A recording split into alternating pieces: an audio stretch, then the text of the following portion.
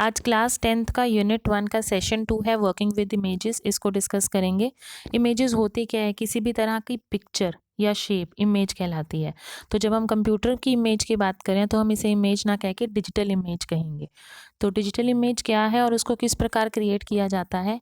एक digital image एक image का इलेक्ट्रॉनिक वर्जन है। इलेक्ट्रॉनिक का मतलब कंप्यूटर वर्जन हो गया। यह डॉट्स या पिक्चर एलिमेंट्स के ग्रिड को बनाता है। ग्रिड का मतलब जाल, ठीक है, जिसे हम पिक्सल कहते हैं। जो इमेज है वो पिक्सल्स के रूप में बनती है। जब हम कभी किसी भी इमेज को जूम आउट करते हैं तो जब वो इमेज धुंधली सी हो जाती है तो हम अक्सर बोलते हैं पिक्सल्स फट गए, तो वो पिक्सल से बनती है। तो कंप्यूटर में डाटा के रूप में स्टोर की जाती है। और डिजिटल इमेज बनाने के लिए सबसे लोकप्रिय हम डिजिटल कैमरा का इस्तेमाल करते हैं जो हमारे मोबाइल फोन्स में है। सेकंड क्वेश्चन है, किसी डॉक्यूमेंट में इमेज को कैसे इंसर्ट कर सकते हैं?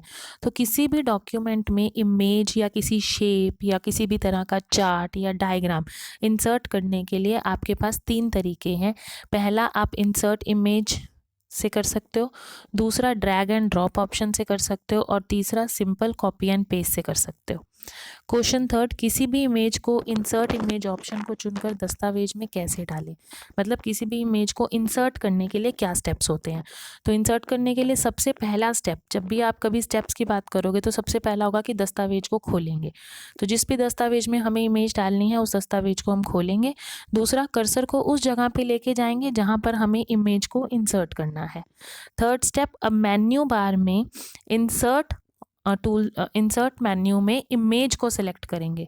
और जब हम इमेज को सेलेक्ट करेंगे तो उसके बाद जब भी किसी को सेलेक्ट करते हैं उसके बाद का स्टेप होता है कि उसका डायलॉग बॉक्स खुल जाएगा। तो उसके डायलॉग बॉक्स में से जो भी हम इमेज लेना चाहते हैं उसे हम चुनेंगे और लास्ट ऑप्शन ओपन बटन पर क्लिक कर देंगे। देखिए डायग्राम के थ्रू बताया, व्यू में हम गए, इंसर्ट का डायलॉग बॉक्स आया तो इमेज आए, चार्ट आए, मीडिया आए, जिसको भी हम चुनेंगे उसके आगे हमें चीज़ें देखने को मिलेंगी।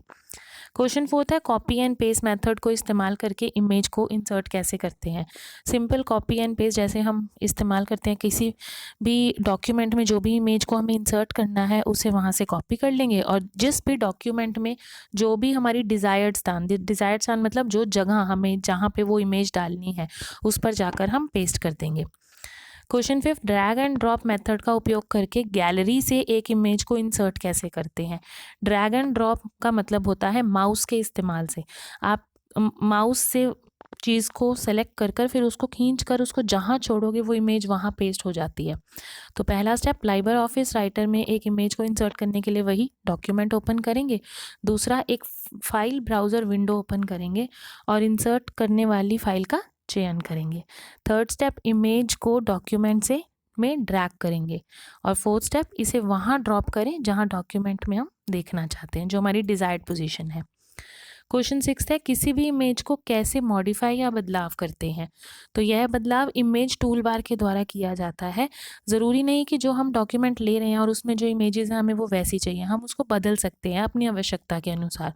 तो किसी भी इमेज का हम साइज़ चेंज कर सकते हैं, उसको क्रॉप कर सकते हैं, डिलीट कर सकते हैं, उसको रोटेट कर सकते हैं।